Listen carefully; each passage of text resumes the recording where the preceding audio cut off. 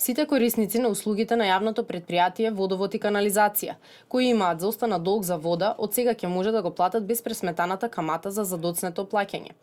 Оваа одлука јавното претпријатие ја донесе со цел да им излезе во пресрет на граѓаните, но истата одлука не важи и за државните институции и локалните самоуправи.